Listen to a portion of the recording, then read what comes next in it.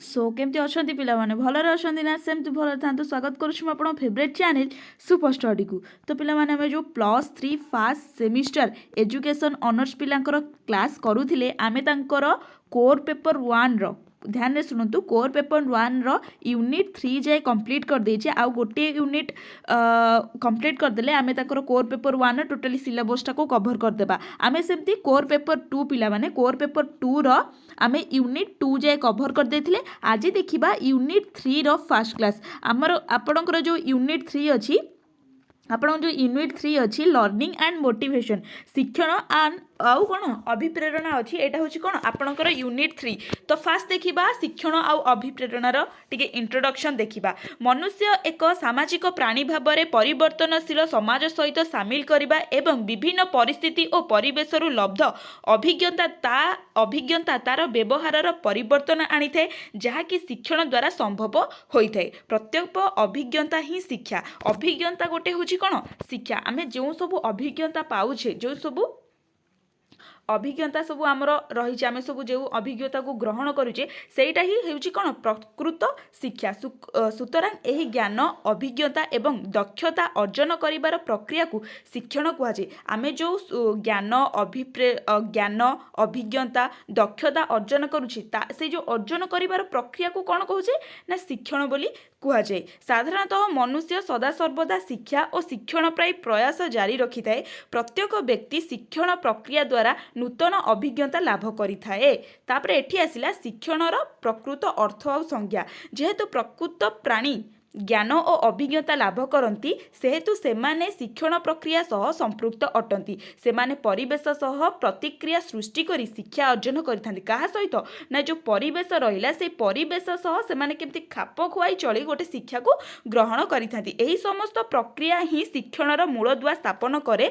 शिशुर ज्ञान अभ्यास दक्षता अभिज्ञता आग्रह समस्त शिक्षण द्वारा अनुभूत करा जाय थाए। कहा द्वारा ना शिशुर ज्ञान अभ्यास दक्षता अभिज्ञता यही समस्त आग्रह यही समस्तर जो आग्रह रहा से शिक्षण द्वारा ही अनुभूत होता है। क्या द्वारा ना शिक्षण द्वारा होता है। तापर संज्ञा देला एठी क्रो एवं क्रोगर गोटे संज्ञा देला देन स्किनर गोटे संज्ञा देला गेटेलकर गोटे संज्ञा देला। फास्ट कौन लिखे आपन डेफिनेशन जदि आपन लॉन्ग क्वेश्चन आसीबो डेफिनेशन लिखिबे तापर सॉरी फास्ट इंट्रोडक्शन पॉइंट लिखिबे।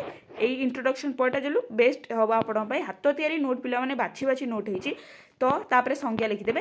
एठी आसंतु शिक्षणर प्रकृति नेचर ऑफ लर्निंग कौन पिला माने आपण शिक्षणर प्रकृति ना शिक्षण एक आचरणगत परिवर्तन एटा सब आपन को फास्ट रु पढ़ाई। जदि आपण माने वीडियो देखि नांती प्लेलिस्ट रे अवेलेबल अछि आपण जे एजुकेशन ऑनर्स वीडियो सेट देखि परिबे। देन शिक्षण होची एक उद्देश्यमूलक शिक्षण होची कोन गोटे एडजस्टमेंट बा समयोजन आमे शिक्षण के एडजस्टमेंट करि परिबा।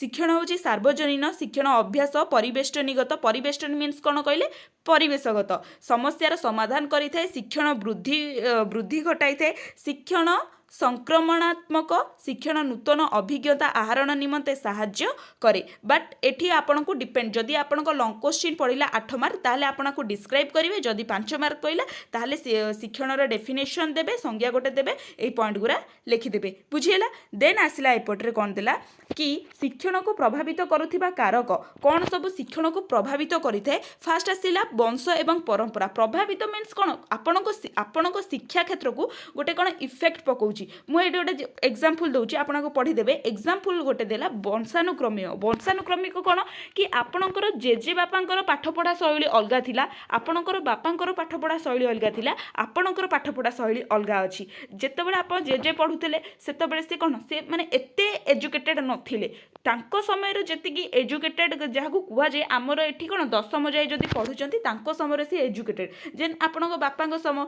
टिके तार हाई लेवल प्लस 2 ग्रेजुएशन एबे आपन को एजुकेटेड धरा जिवो माने आप जदि गोटे गवर्नमेंट जॉब आपन पाखे अच्छी ताहाले जे आपन को एजुकेटेड कारण समस्त पाखे सर्टिफिकेट अच्छी समस्त पाखे भी मार्कशीट अच्छी।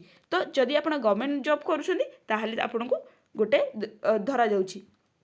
एजुकेटेड बोली भाभी नेबे तो वंशानुक्रमिक गला परिवेश सेमती परिवेश क्षेत्र में भी आमर बहुत सारा प्रभाव होता है जदि आम धर आम आम गाँव में रोचे तो आम शिक्षण सेतेटा इम्प्रूव होनी जहाँ आम माने दुनिया समाज को जदि धरिकी चलवा जट आम से सहर को गले पिलाने जिते पाठ पढ़ुं से फैमिली ट्रांसफर कर दूसरी आ गए कि से गाँव में रही पाठ पढ़ी पारनि तो सहर को जावाक पड़ी तो से सहर में भी कौन से शिक्षाटा को सेटा प्रभावित कला तो सेमती एठी आसला चैप्टर 2 रे आपण अछि लर्निंग एंड मैच्योरेशन शिक्षण एवं परिपक्वता देला शिक्षण एक परिपक्वता शिक्षण और परिपक्वता ओतप्रोत भाव में जड़ित परिपक्वता बिना शिक्षण संभव हुए नहीं शिशु निजर विभिन्न अंग प्रत्यंग और पंच इंद्रिय द्वारा ज्ञान अर्जन और दक्षता अर्जन करिथाय एवं तदनुजाई से तार समस्त कार्य निर्वाह करिथाय तेबे शिशुर विभिन्न अंग प्रत्यंग और इंद्रिय गुड़िकर उपयुक्त विकास न हेबा पर्यंत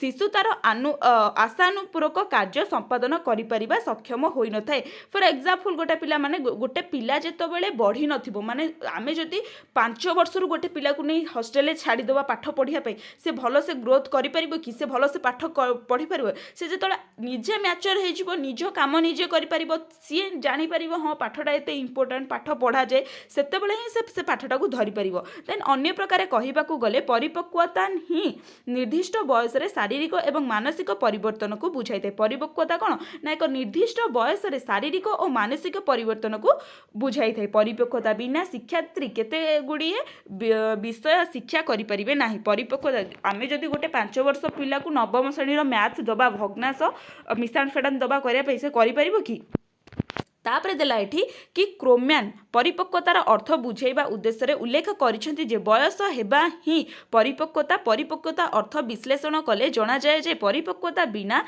शिक्षार्थी स्वप्न ही दिबा स्वप्न अटे परिपक्वता बिना शिक्षार्थी स्वप्न गोटे कौन दिबा स्वप्न अटे उदाहरण स्वरूप गोटे मासरे शिशु को दौड़िबा निमंते जेते प्रशिक्षण देले मध्य से दौड़ी पारे नाही एहीपरि शिशु दौड़िबा तो दूरर कथा से भल भाबरे चली परिबो नाही ठीक कथा कहले कि गोटे वर्षर पिला को आमे कौन बा गोटे मासर पिलाटा से तो मात्र मासकर है कौला छुआटे ताकू आमे दौड़े पारिबा कि से जिनस से कहूँ तापरे देला एठे परिवेश परिशेष एतिकी कुहाଯାଇ पारिबो जे शिक्षण शिक्षादान समय शिक्षार्थी बयस और परिपक्वता स्तर को विचार को नहीं शिक्षादान कार्य संपादन करने उचित यह द्वारा शिक्षण बेस भल फलप्रद होता है यह मनोविज्ञान सम्मत अटे तो आम परिपक्वता को भी सेतिकी इंपोर्टेंस दबा आवश्यकता जदि गोटे शिशुर मैच्योरिटी हेनी ता मैच्योर जिनसटा बढ़ी पिला माने सी कौन पाठ पढ़े कहल जदि गोटे 5 वर्षर पिला को आमे नहीं हॉस्टेल छाड़ीदेवा